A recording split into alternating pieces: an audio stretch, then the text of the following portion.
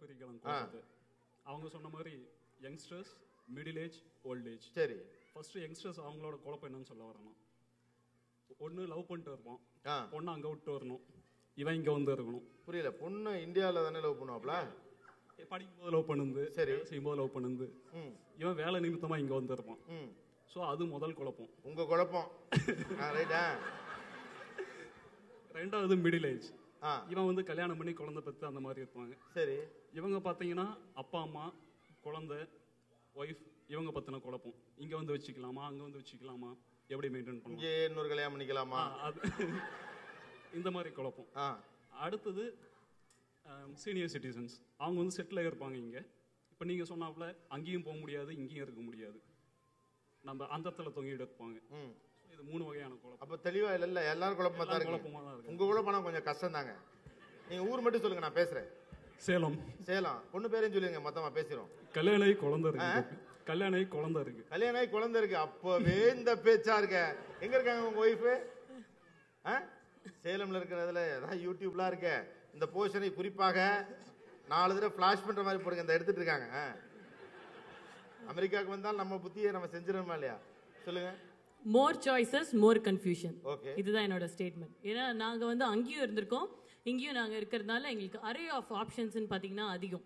So investment இங்க பண்ணலாமா, அங்க பண்ணலாமா, அது சேஃபா, இது சேஃபா, இல்ல பிசினஸ் இப்ப நல்ல பூமா இருக்கு, அங்க பண்ணலாமா, இங்க பண்ணலாமா, இல்லைன்னா டிராவல் லீவ் எடுக்கிறது, வெக்கேஷனுக்கு லீவ் எடுக்கிறது கூட ஒரு யூரோப் ட்ரிப் போலாமா, இந்தியா ட்ரிப் போலாமா, அதுக்கப்புறம் பசங்களோட எஜுகேஷன் வரும்போது ஃபியூச்சர் எஜுகேஷன், அண்ட் ஈவன் குழந்தைய ஒரு கிளாஸ்ல சேர்க்கறதுனா கூட பரதநாட்டியம் கிளாஸ்ல சேர்க்கலாமா, பேலே டேப்ல சேர்க்கலாமா, இந்த மாதிரி பசங்க ஃபியூச்சர் எல்லாம் வச்சு இதெல்லாம் பேசி ஒரு மாதிரி கன்ஃபியூஸ் ஸ்டேஜ்ல ஒரு மாதிரி இருக்கலாம். போது நீங்க பால் இல்லாம சேர்க்கறீங்க இங்க இருக்கு பரதநாட்டியம், ஏன்னா எல்லாம் காலேஜ்க்காக யோசிக்கிறோம். சரி, ஓகே. சோ இதெல்லாமும் ஆப்ஷன்ஸ்லாம் பண்ணி இதெல்லாம் தெளிவார மாதிரி ஆகி பேசி முடிவெடுக்கும் போது பேரண்ட்ஸ்ன்னு ஒண்ணு நினைக்கும் போது அந்த கன்ஃபியூஷனுக்கு கேட்கவே வேணாம். கிட்டத்தட்ட எங்க லைஃப் எப்படின்னா தெனாலியில வர கமல் வந்து நின்னா பயம் உட்காந்தா பயம்ன்ற மாதிரி பேசினாலும் குழப்பம், பேசலனாலும் குழப்பம்.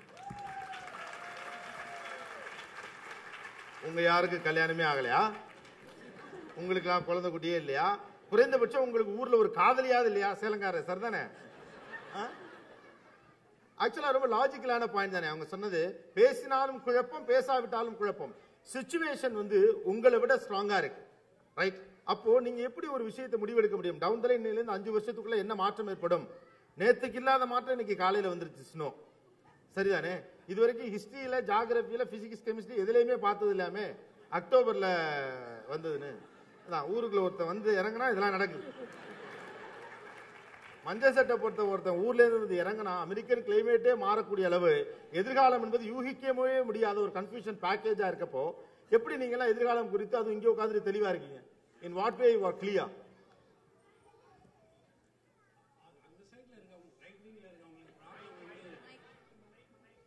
மைக் பக்கத்தில் வச்சு. அங்கே இருக்கிறவங்களுடைய ப்ராப்ளம் வந்து நாளைக்கு என்ன செய்ய போகிறோம், நாளைக்கு என்ன சாப்பிட போகிறோம், வெக்கேஷன் எங்கே போகிறோம், அந்த மாதிரி அதுதான் எதிர்காலம்ன்றாங்க. எதிர்காலம்ன்றது அது கிடையாது. எதிர்காலம்ன்றது ஐ மீன்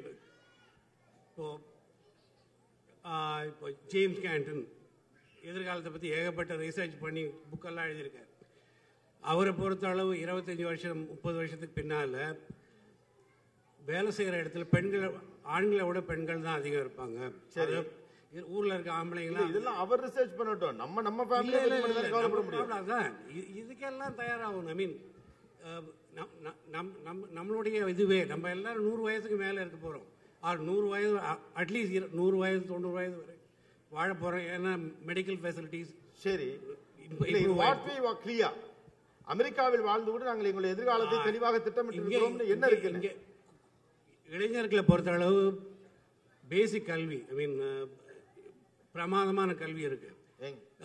ஹையர் எஜுகேஷன் பிரமாதமான கல்வி. இங்க வளர்ற அமெரிக்காவில் என்ன வசதிகள் இருக்கு நான் கேட்கல. இல்ல நான் கேக்குறது இங்க எல்லாமே இருக்கு. தமிழர்களை பொறுத்த there are more choices, there are more confusions.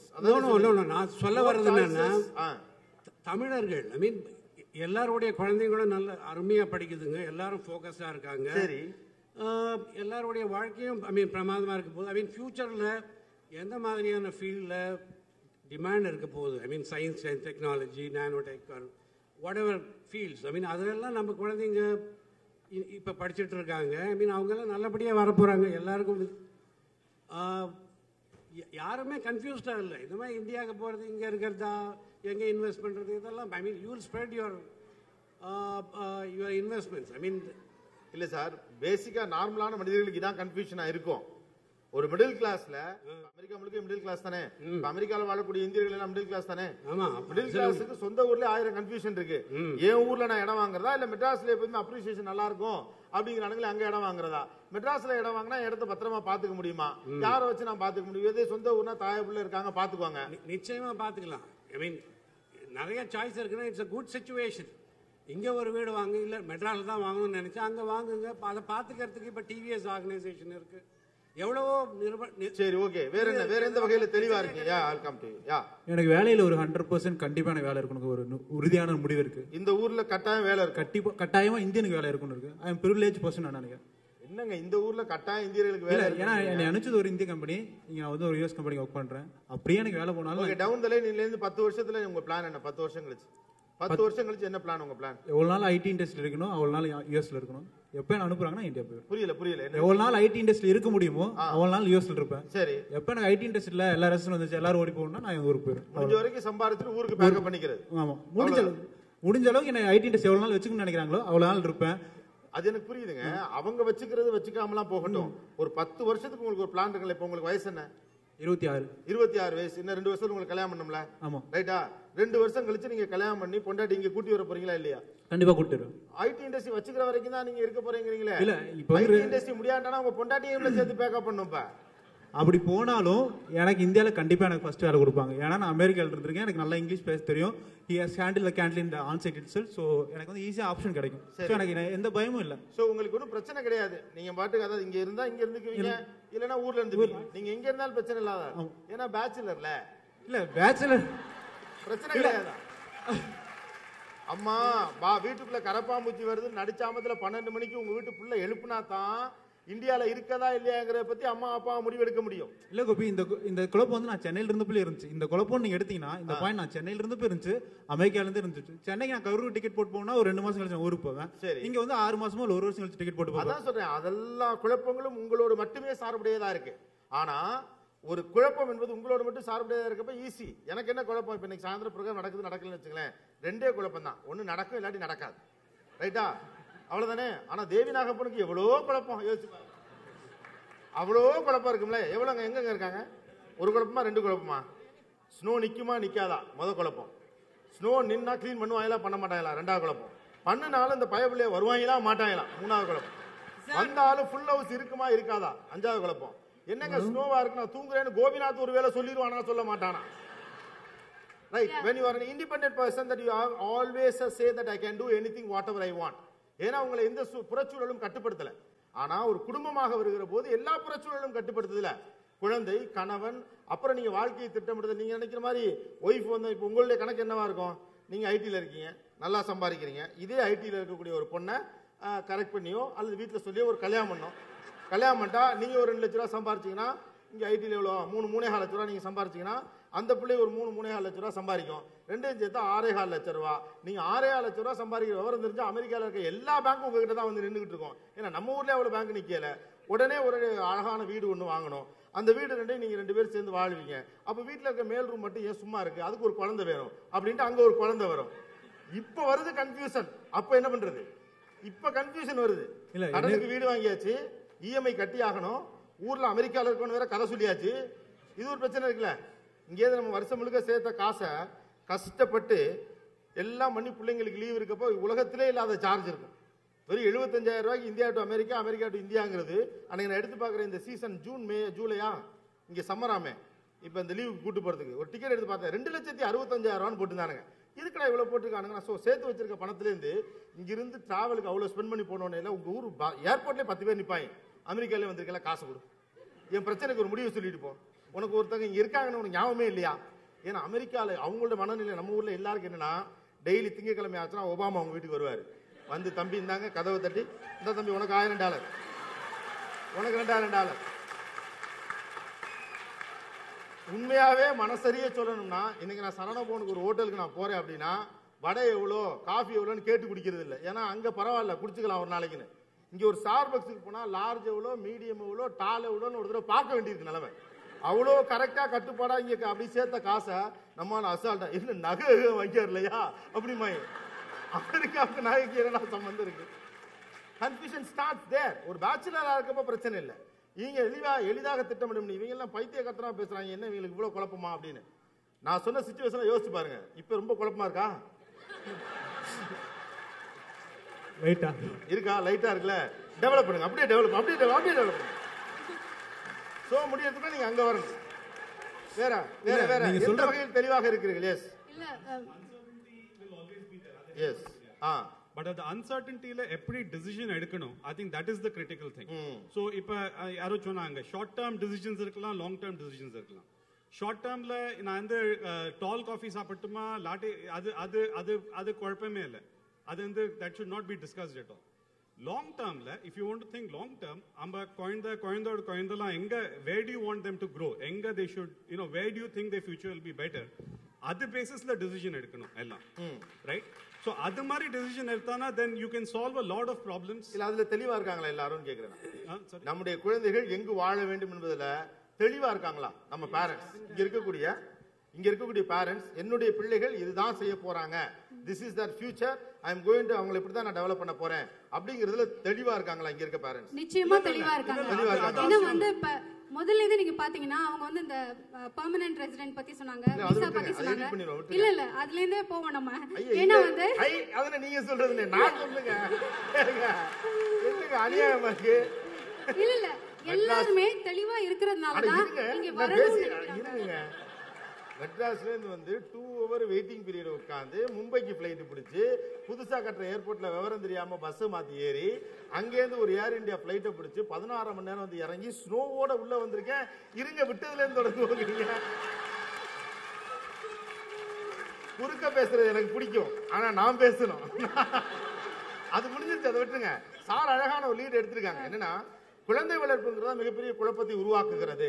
என் குழந்தைய நான் இப்படித்தான் வளர்க்கணுங்கிற தெளிவு யாருக்கிட்ட இருக்கோ அவங்க குழம்ப மாட்டாங்கன்னு. ஆனா ஹானஸ்டா உங்க டீமை விட்டுருங்க, ஜென்ரலாக நீங்கள் பார்த்தவரை பழகியவரை உங்கள் தோழிகள் நண்பர்கள்ட்ட தெரிஞ்சுக்கிட்ட வரைக்கும் இந்த குழந்தைகளை நான் 10 வருடம் கழித்து இப்படி ஆக்க போறேன், அவங்கள அமெரிக்காவுடைய சிட்டிசன் ஆக்க போறேன், அல்லது இந்தியாவுக்கு கூட்டிட்டு போறேன், அல்லது இந்த 2 நாடுமே வேணாலும் யூரோப்பு கொண்டு போய் சேர்க்க போறேன் அப்படிங்கிற ஒரு பார்வை இருக்கா? இருக்கு, நிச்சயமா இருக்கு. ஆல்ரெடி பிறக்கும் போதே அவங்க சிட்டிசன் ஆயிடுறாங்க.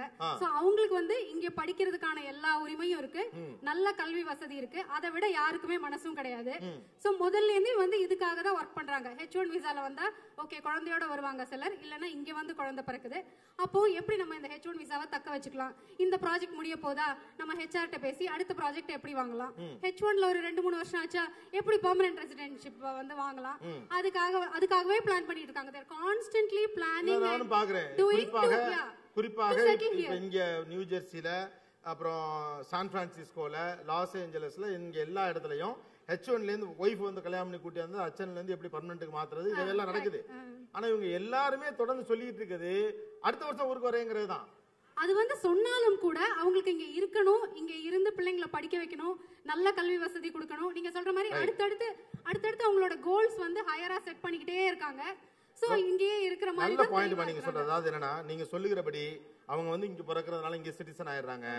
இவங்க H1 விசாவை கன்வெர்ட் பண்ணி பெர்மனன்ட் ரெசிடென்ஷிப் வாங்க ட்ரை பண்றாங்க. எல்லாமே இருக்கட்டும், கல்வி நன்றாக இருக்கிறது, உயர்கல்வி நல்லா இருக்கு, லைஃப் நல்லா இருக்குது, ஃபெசிலிட்டி நல்லா இருக்குது, காத்துலாம் நல்லா இருக்குது, இங்கிலீஷ் பேசுறாங்க எல்லாரும். அந்த வழியில கூட பார்த்தேன், அந்த பணியெல்லாம் சுத்தம் பண்றாருல அவரெல்லாம் கூட இங்கிலீஷ்லயே பேசுறாப்ல, நல்லா இருக்கு.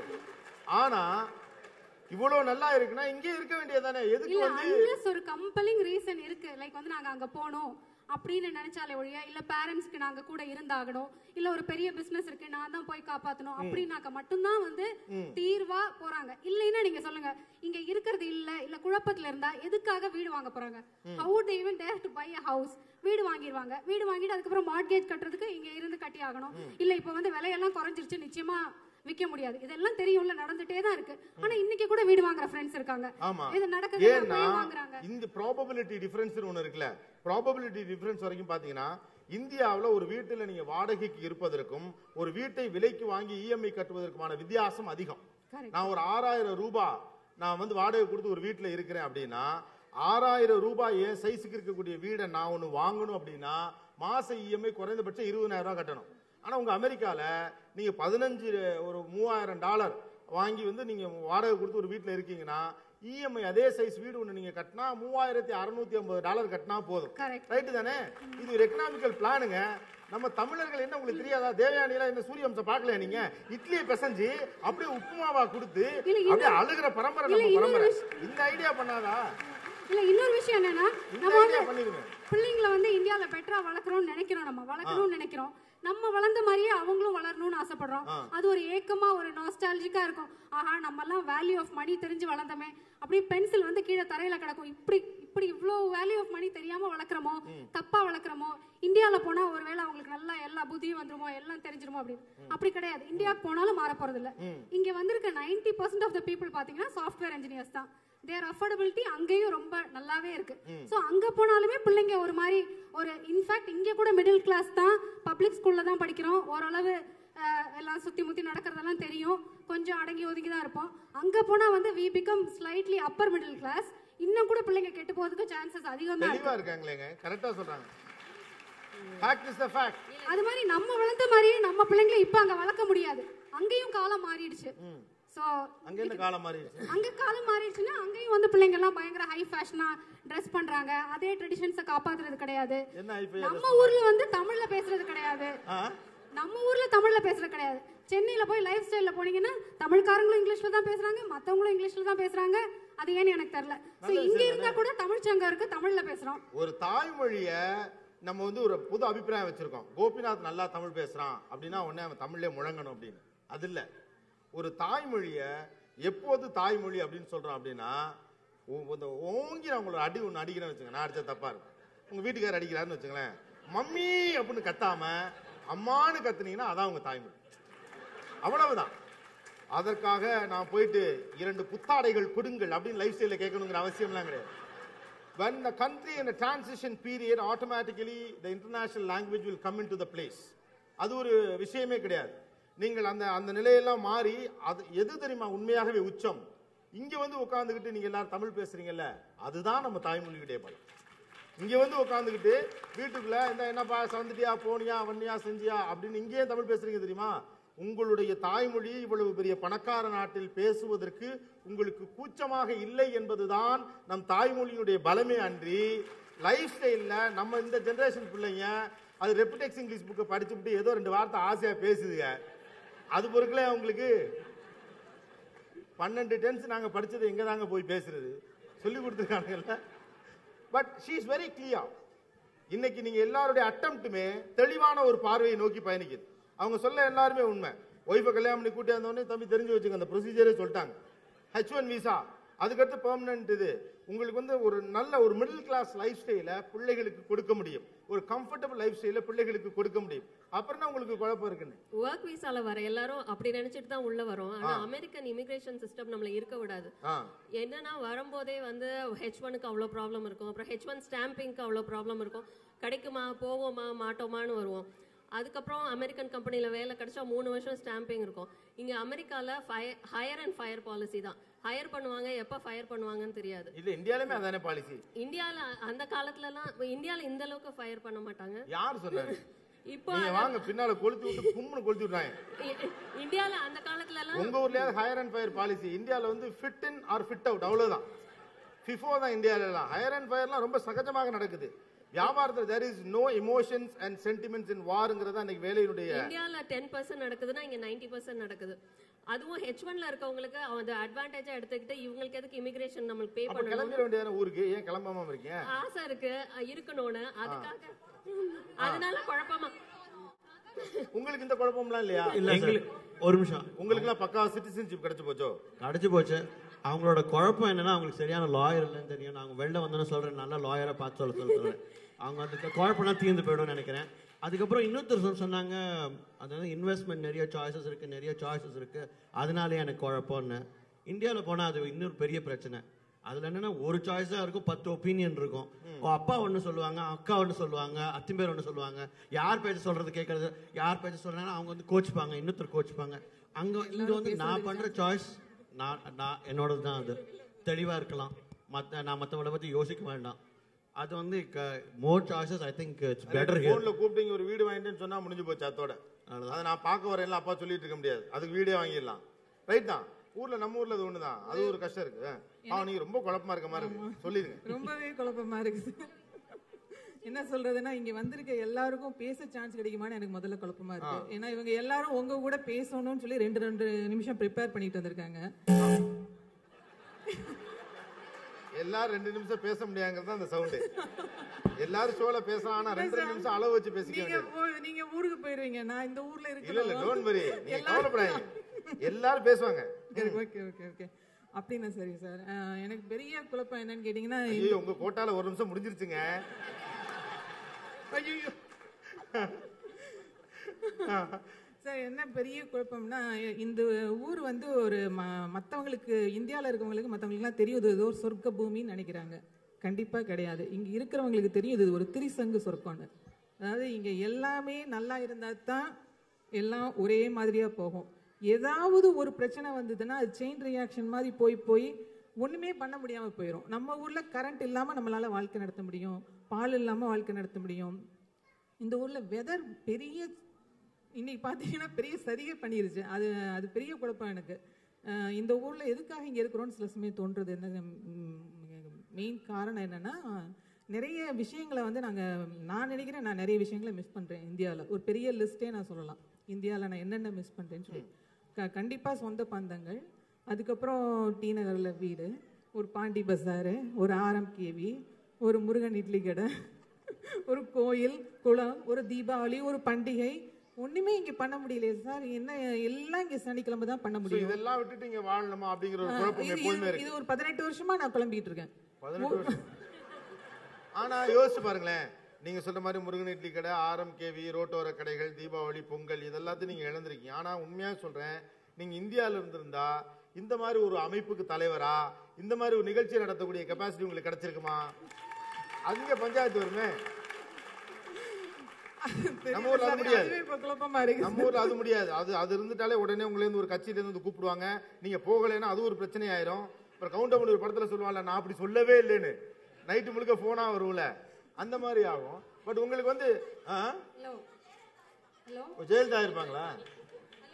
மேடையில பாலிடிக்ஸ் பேசக்கூடாதுன்னு சொன்னீங்க, நீங்களே பேசி ஆள் ஏற்பாடு பண்ணீங்க. நீங்களா சொன்னீங்களா அவங்க ஏற்பாடு பண்ணாதா? நீங்களா சொன்னதானா? அவங்கதான் உப தலைவி. சோ நீங்க வந்து you want to enjoy the basic happiness of the நிறைய சின்ன சின்ன சந்தோஷங்கள்லாம் நிறைய நாங்க விட்டு கொடுத்துட்டு, சோ அதனால ஏன் இங்க இருக்கணும், இதை விட்டுட்டு போயிட்டா எனக்கு ஒரு குழப்பத்தோட தான் வாழ்றேன். ஆமா, இங்க ஏதோ பெருசா இங்க இருக்கிறதா நினைச்சுக்கிட்டு நாங்க எங்களே ஏமாத்திக்கிறோம். நான் கண்டிப்பா நம்புறேன். Valuable point. பெரிதாக இருப்பதாக நினைத்து ஏமாற்றி கொள்ளுகிறோம். சொல்லுங்க. இல்ல இன்னொரு விஷயம், வர அங்க வர ஒரு ஆண்களுக்கு பாவம், ஆண்களும் ஏற்கனவே கொஞ்சம் பேர் தான் இருக்காங்க. இல்ல நம்மளுடைய ஒருத்தரோட எதிர்காலம் பத்தி மட்டும் திங்க் பண்ண முடியாது. பல எதிர்காலங்கள் நமக்கு வந்து முன்னாடி வரதுனால தான் குழப்பமே. ஆனா நம்ம குழந்தையோட எதிர்காலத்தை பத்தி திங்க் பண்ணுவோம். கொஞ்ச நேரம் கழிச்சு நம்மளோட எதிர்காலத்தை திங்க் பண்ணுவோம், நம்மளோட வேலை, நம்மளுடைய ஃபியூச்சர் பத்தி. அடுத்தது நம்ம அம்மா அப்பாவோட எதிர்காலத்தை திங்க் பண்ணுவோம். இப்படி பல எதிர்காலங்கள் நம்ம முன்னாடி வரதுனால தான் குழப்பமே. எனக்கு மட்டும் இண்டிவிஜுவலா சாய்ஸ், அவர் இந்த பேச்சுலர் சொன்ன மாதிரி இண்டிவிஜுவல் சாய்ஸ் எடுத்தா ஈஸியா எடுத்துட்டு போயிடலாம். குழப்பம் என்னன்னா யாரை ப்ரையாரிட்டி கொடுக்கறது.